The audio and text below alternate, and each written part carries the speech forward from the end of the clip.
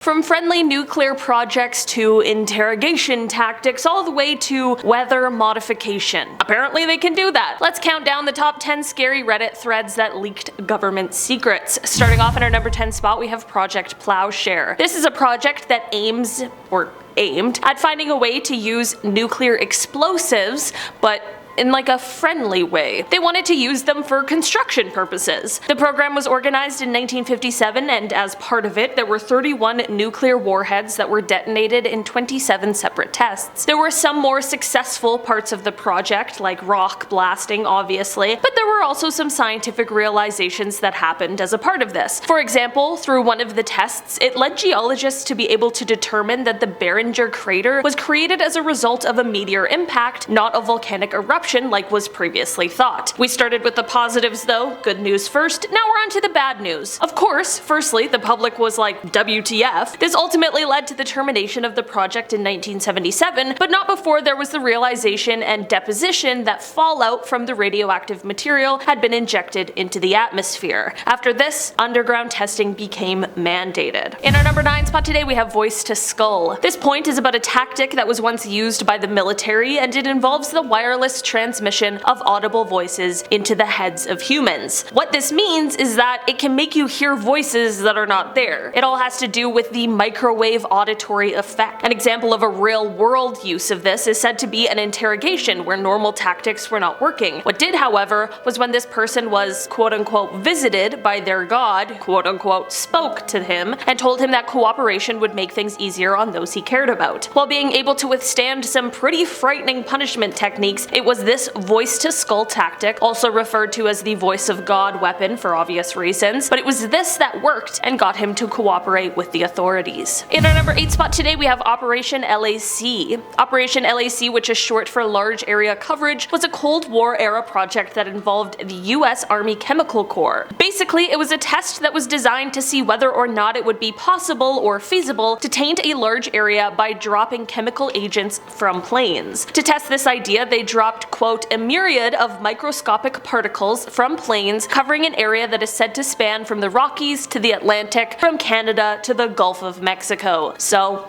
yeah. Definitely a large area. In fact, it was so large that this is actually the largest test that the Chemical Corps had ever undertaken. According to the declassified documents relating to this operation, the tests, quote, did not provide the Corps with nearly as much data as the Corps would like. And then it goes on to say, quote, to obtain additional data, the Corps planned further tests for the next fiscal year. Okay, well, that's a little daunting. While not necessarily the same operation, also in the Cold War era was a similar test conducted that targeted a neighborhood in St. Louis, Missouri. This test saw the area being sprayed with zinc cadmium sulfide. At the time, those local to the area were being told that, quote, the government was testing a smoke screen that could shield St. Louis from aerial observation in case the Russians attacked. But of course, decades later, documents revealed that the tests were actually a part of a biological weapons program. And to make matters even worse, the zinc cadmium sulfide was linked to an increase in cancer among the residents of the neighborhood. In our number 7 spot today, we have Operation Fast and Furious.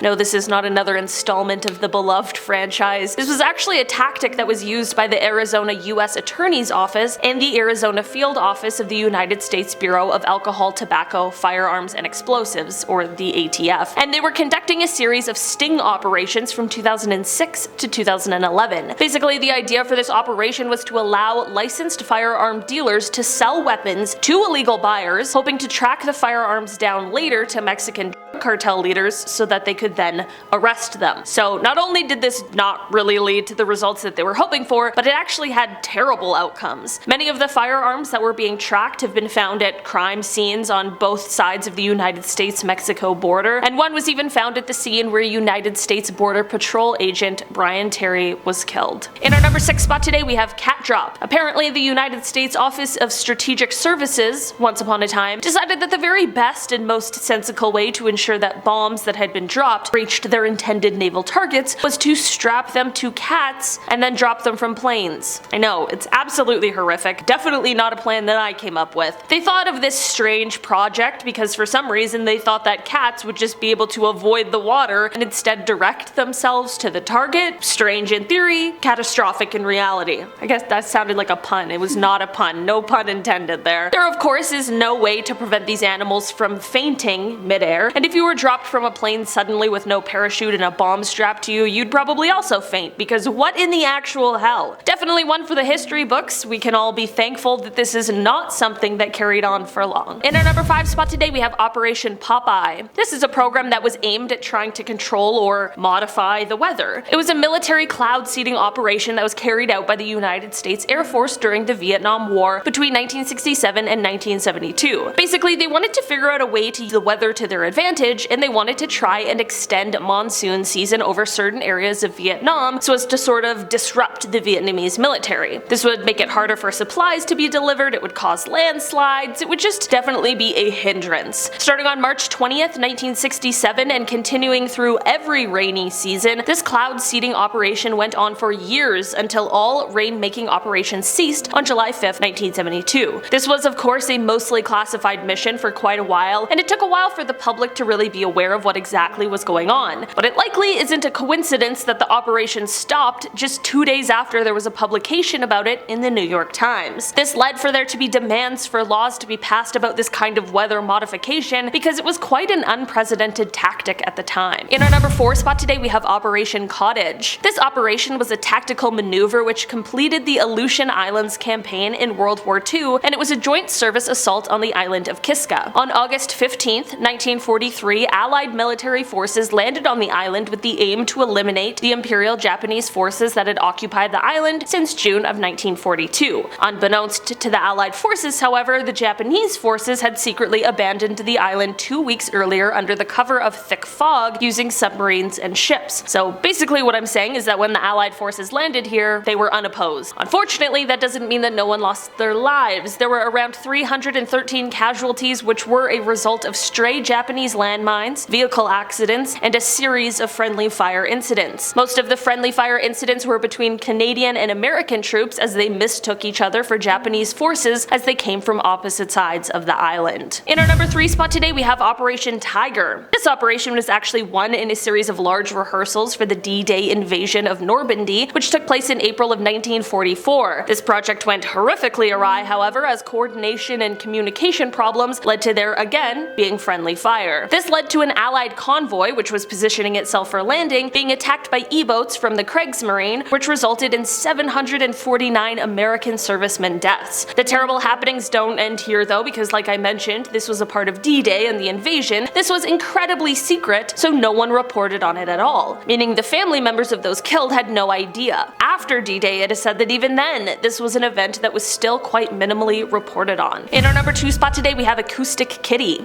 Apparently, in 1967, the CIA was spending millions of dollars trying to make cats into spies. I don't know why they chose the one animal that does not care what you want it to do, and I also don't know what their obsession with cats is, but alas, they did, and Project Acoustic Kitty was born. The project basically involved implanting electronic spy equipment into real living cats who would then be trained to basically like eavesdrop on unsuspecting people. This Cold War era plan was intended to be used on those in the Soviet Union. The project had a whole slew of issues, of course, because cats get hungry and distracted, and unfortunately the first time this was being tested there was a catastrophic outcome. The project was of course cancelled, and the researchers said that they believed they could train cats to move short distances, but that, quote, the environmental and security factors in using this technique in a real foreign situation force us to conclude that for our intelligence purposes, it would not be practical. Probably could have told them that before they even tried. In our number 1 spot today we have Operation Northwoods. This is an operation that comes from the time of the Cold War, and it has to do with the tense relationship that was seen between the United States and Cuba at the time. Operation Northwoods, should it have gone forward, would have been a project that saw violence committed against US and Cuban civilians, with the blame being placed on the Cuban government. Pretty messed up, right? These acts would include faked attacks of a high magnitude, the hijacking of planes, the sinking of boats, like some really serious stuff. Basically, they wanted to harm themselves